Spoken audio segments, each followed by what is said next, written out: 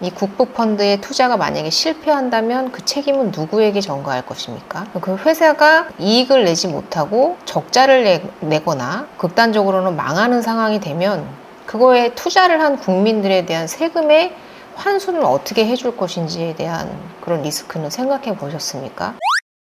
대만 TSMC도 초기 정부 지분이 48%였다. 근데 이 정부 지분이 48%인 것이 압도적인 정부의 지원 정책을 통해서 기업이 성장할 수 있게끔 만들어줬다라는 부분이 지금의 우리나라와 다르다. 네, 안녕하세요. 담백한 경제 2프로입니다. 네, 오늘은 월요일이네요. 네. 좋은 한 주 잘 시작하고 계신가요? 저는 사실 정치적인 전문가도 아니고요. 경제 전문가도 아니지만 그냥 누가 들어도 상식적으로 이해가 되는 수준에서 말씀을 드린 부분이거든요. 근데 사실 여러 가지 의견들은 있으실 수 있지만 궤변이다. 무슨 상속세를 60%를 내고 세금으로 30%를 내냐. 지분에 대한 상속세일 뿐이다. 다 알고 있는 내용이시라고 생각을 하고 기본적으로 틀을 설명을 했던 부분이고요. 이재명 대표께서 한국형 엔비디아가 생기면 국민 지분이 30%다 라고 했어요.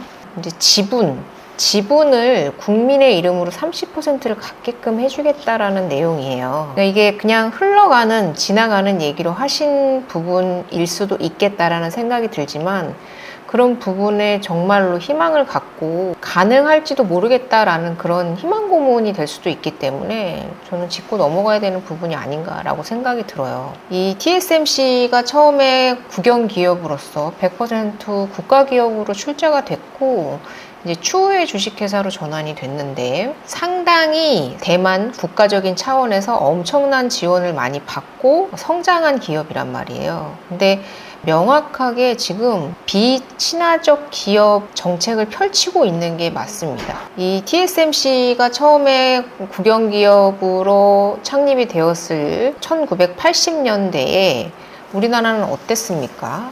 네, 삼성전자라는 기업이 지금은 사실 우리나라 국가를 대표하는 기업이고 그리고 되게 인정받는 기업이었지만 예전에는 부의 세습, 국민들을 이용해서 돈 많이 벌어가는 기업 이렇게 인식을 시켰던 시절이었어요. 그래서 반친화적 기업의 그런 운영을 했던 시절이었는데요. 대만에서 우리나라에서 삼성이 가지는 영향력보다 압도적으로 거의 TSMC가 대만을 먹여 살린다 할 수 있을 정도로 그 영향력이 상당합니다. 그래서 대만의 호국신산이라고 불린다고 하는데 그 뜻이 나라를 지키는 성스러운 산이라는 뜻이라고 해요. 그만큼 TSMC가 가지는 대만에서의 그 영향력은 상당하다라고 봐야 되거든요.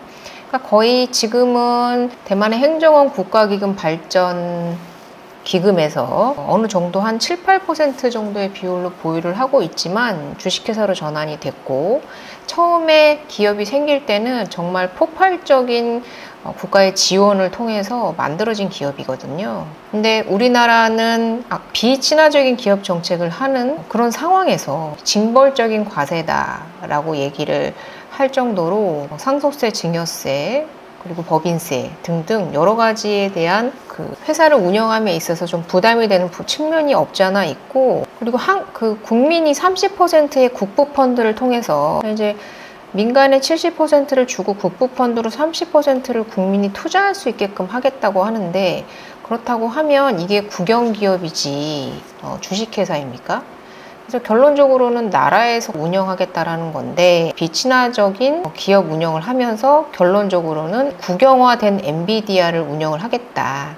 주식회사보다는 유한공사로 주식을 발행할 수 없는 그런 회사를 설립할 수밖에 없는 그런 구조이잖아요. 근데 우리나라 또한 지금 국부펀드를 만들겠다는 것은 그러면 30%를 갖겠다는 것은 대주주가 국부펀드라는 얘기인데 그럼 이 국가에서 이 회사를 좌지우지하겠다라는 얘기로밖에 저는 들리지 않습니다. 국부펀드로 50조 원의 재원을 마련하겠다라고 얘기를 하는데 과연 스타트업을 국유화하는데 어떤 능력 있는 그런 CEO가 우리나라에 투자를 할까요? 차라리 차라리 미국이나 여러 가지 규제들이 많지 않은 그런 자유로운 국가들에 가서 그런 스타트업을 시작을 하지 않겠습니까?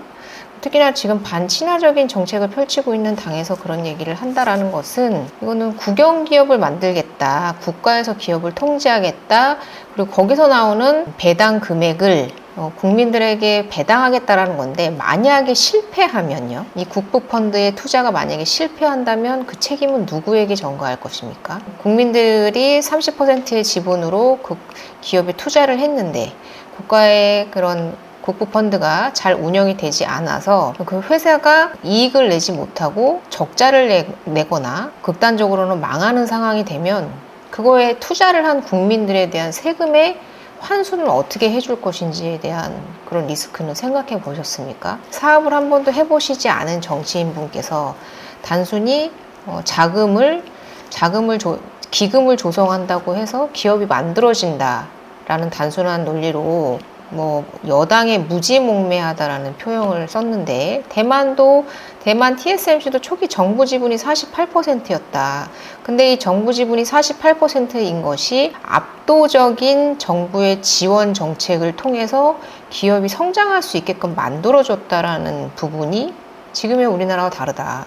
하다못해 지금 상속세와 증여세도 절대 건드리지 못하겠다라고 얘기하고 있는 지금 상황에서 이런 초기 정부 지분을 48%, 지분만 48%를 가진 게 아니고 여러 가지 엄청난 지원을 해줬단 말이에요. 근데 단순히 지분만 가지고 그래서 무지몽매하다라는 표현을 하는 것은 저는 사실 국민들에게 단편적인 그런 정보만을 줌으로 해서 되게 허무맹랑한 희망을 갖게 하는 그런 잘못된 방향이라고 생각을 하고요. 그래서 이 대표께서 엔비디아 같은 회사가 있다면 이라고 가정을 하시고 70%는 민간이 가지고 30%는 국민이 나누면 굳이 세금에 의존하지 않아도 되는 사회가 오지 않을까 라고 얘기를 했다는데, 이거에 대해서 국민의힘이 사회주의 경제 반기업적 발언이라고 얘기를 하셨더니 무지몽매하다라고 말씀을 하셨어요.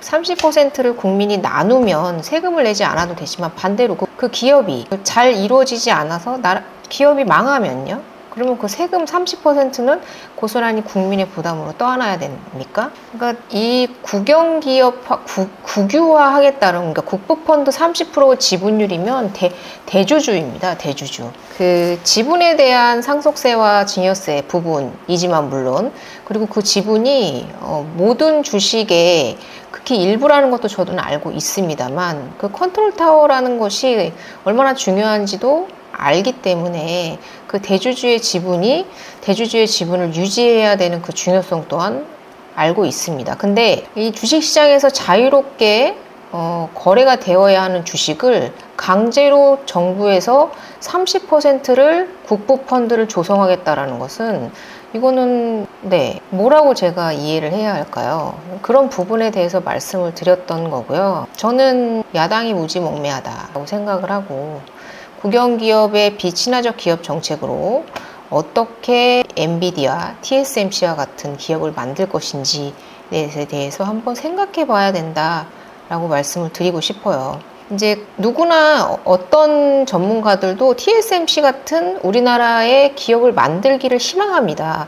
다만 지금 52시간제 문제, 그리고 국내 수요 기업의 소부장 제품 판매 시 인센티브, 그리고 목적 지향적 연구개발, 그리고 소부장 연구개발, 진입장벽 완화, 인재 유인 유입 및 반도체 특별연금법, 제조시설 구축, 그리고 첨단 패키징 관련 대규모 전문 공공연구기관 구축 등 여러 가지 그거에 발맞춰서 투자해야 되는 그런 부분들이 많음에도 불구하고, 지금 짧게는 지금 52시간제 근무 반도체법에서 배제하셨잖아요. 지금 다른 나라는 밤을 새워서 지금 TSMC 엔지니어 같은 경우에 늦게까지 남아 일하면서 특별수당을 주고 장려를 한다고 이렇게 일을 하고 있는데, 우리나라는 52시간에 목매어서 삼성전자 같은 경우에 반도체 개발에 지금 박차를 가하지 못하고 있다. 그래서 지금까지 삼성전자가 지금 반도체가 위험 수위에 와 있는 것이 아니고 지금까지 버틴 게 용하다라는 생각이 들 만큼 반친화적인 정책을 해오셨던 것도 사실이다라고 생각을 하기 때문에 이 국부펀드라는 것이 저는 과연 이 스타트업 기업들이 과연 우리나라에서 그런 어마어마한 세금과 어마어마한 규제를 가진 우리나라에서 이 스타트업들이 국부펀드로 30%를 강제로 가져가는 이러한 70%는 준다 해도 강제로 30%를 가져가면서 대주주가 되는 그런 국영기업을 만들기 위해서 이런 스타트업을 시작할 그럴 사업과가 대체 어디 있느냐를 말씀드리고 싶습니다. 그러니까 그 국부펀드는 말 그대로 펀드예요. 펀드의 모집에 만약에 실패하면 정부의 그런 로드맵을 믿지 못해서 펀드를 제대로 조성하지 못하면 그거에 대한 실패로 인해서 발생하는 손실은 누가 책임질 것이냐에 대해서는 어떻게 대답하실 수 있으십니까? 이상 오늘 여기까지 마치고 도움이 되셨다면 구독과 좋아요 부탁드리겠습니다. 감사합니다.